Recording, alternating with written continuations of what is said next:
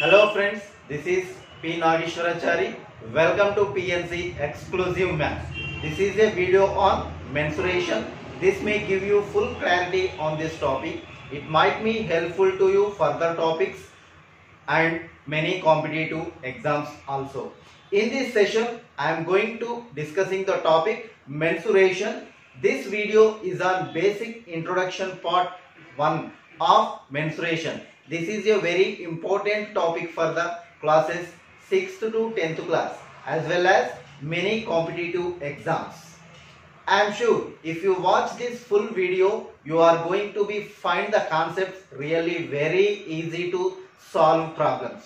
First of all, what is mensuration? Mensuration is a branch of mathematics that deals with the study of geometrical shapes where we measure the areas, perimeters, volumes of various geometrical shapes with the help of simple algebraic formulas. Geometrical shapes can be generally classified into two types: two-dimensional shapes and three-dimensional shapes. That is 2D shapes and 3D shapes. For two-dimensional shapes, we measure area and perimeter, and it comes to three-dimensional shapes, we generally measure the lateral surface area or curved surface area and total surface area and volume as the case may be. Now to solve various questions from this topic mensuration, the relevant formulae, that is the formula for perimeter, area and volume etc. is required to get the answer. So it is very much essential that we know all these relevant formulas of different geometrical shapes before we solve various questions. Remember friends, without knowing the relevant formulae, it is not possible to solve questions from this topic. Why? Because basically mensuration is a formula oriented topic. So make sure that you learn all those formula which I am explaining. Before we take off different questions, let us first understand what is the difference between two-dimensional shapes and three-dimensional shapes, and what is actually mean by various parameters like area, perimeter and volume etc. We already discussed geometrical shapes are generally classified into two types. First one is two-dimensional shape, that is 2D shape, and second one is three-dimensional shape, that is 3D shape. So let's first we understand what is meant by 2D shape. Let us know about two-dimensional shapes, that is 2D shapes. Any shape or figure bounded by three or more straight lines or a closed circular line is called a plane 2D figure, that is called 2D, two-dimensional shapes. These shapes have no depth or height. We have only length and breadth or width. So any shape, for example, various examples of two-dimensional shape, that is square, rectangle, triangle and circle etc.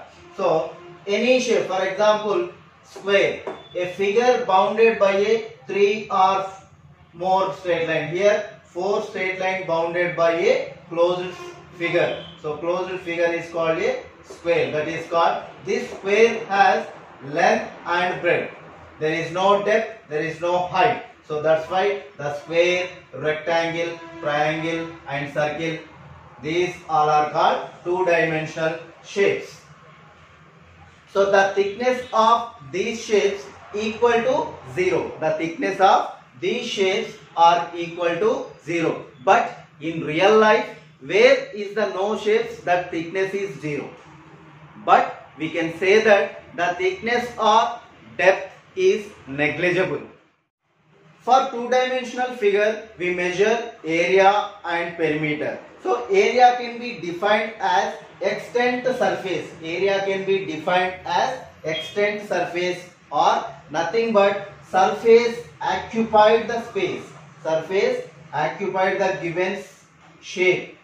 This space is occupied the given shape. So extent of surface. So this is called a area. So area can be measured centimeter square or meter square. Centimeter square or meter square, or square centimeters or square meters.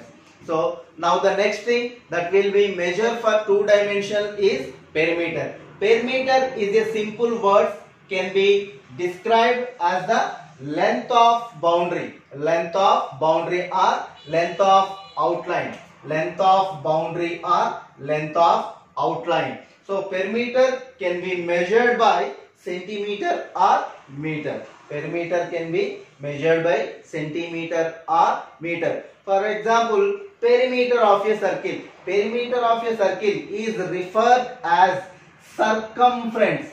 Is called circumference. Circumference of a circle. Let us know about formulas for triangles. So the various types of triangles: equilateral triangle, isosceles triangle, scalene triangle. So first, equilateral triangle. So the area of an equilateral triangle, root 3 by 4 a square square units. Root 3 by 4 a square square units. So perimeter of equilateral triangle, sum of all three sides. So that means a plus a is equals to 3a units. So here altitude of an equilateral triangle. So that means h, height. Altitude means height. So root 3 by 2 a units. So now coming to isosceles triangle. Area of an isosceles triangle, half into base into height. So that is half into b into h square units. The next, perimeter of an isosceles triangle, sum of all lengths of sides. Sum of all lengths of sides. Now coming to scalene triangle. So area of scalene triangle under root of, by using Heron's formula, s into s minus a, s minus b, s minus c. So this is called Heron's formula. Heron's formula.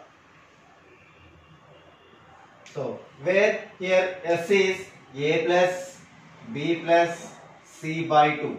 Where s is a plus b plus c by 2. Then perimeter of isosceles triangle, sum of all lengths of sides. So now coming to right angle triangle. So half into base into height square units. So perimeter same, sum of all lengths of sides. So one more, another triangle, right angled isosceles triangle. Area of half into base into height. Here half, base and height both are equal to a into a. So that means half into a square square units. So perimeter is sum of all lengths of sides. So now length of hypotenuse AC is equals to under root of AB square plus BC square. So that is equals to AB square, A square plus A square, that is equals to root 2 A square. It implies root 2 A units. Now coming to formulas of quadrilateral. Here quadrilateral, area of quadrilateral is half into D1 into H1 plus H2. Here D is the diagonal and H1 and H2 are heights from diagonal to opposite vertices. So perimeter of a quadrilateral is sum of all four sides. So the types of quadrilateral. First one is trapezium. Here trapezium, area of trapezium is half into h into a plus b. So half into h. Here h means distance between two parallel sides. Distance between two parallel sides. Here perimeter is equals to sum of all four sides. So here AD and BC is not equal to. AD is not equal to BC. So that is called non-parallel sides. These two are called non-parallel sides. If non-parallel sides are equal, so AD is equals to BC. If non-parallel sides are equal, then the trapezium is called isosceles trapezium. If non-parallel sides, that is called oblique sides, are equal, the trapezium ABCD is called isosceles trapezium. Now coming to parallelogram. So in parallelogram, opposite sides are parallel and equal. Then area is equals to base into height. H is between the distance between two parallel sides. So that is base into height square units. Perimeter of parallelogram is equals to sum of four sides. So now coming to rectangle. In a rectangle, opposite sides are equal. So now area of a rectangle, length into breadth. So that is length is called L, breadth is represented by B. So that means L into B square units. So then perimeter of a rectangle, sum of all four sides AB plus BC plus CD plus AD. Here AB and CD are opposite sides, BC and AD are opposite sides. That is L plus B, that is nothing but 2L plus 2B. That means take out 2 common, 2 into L plus B units.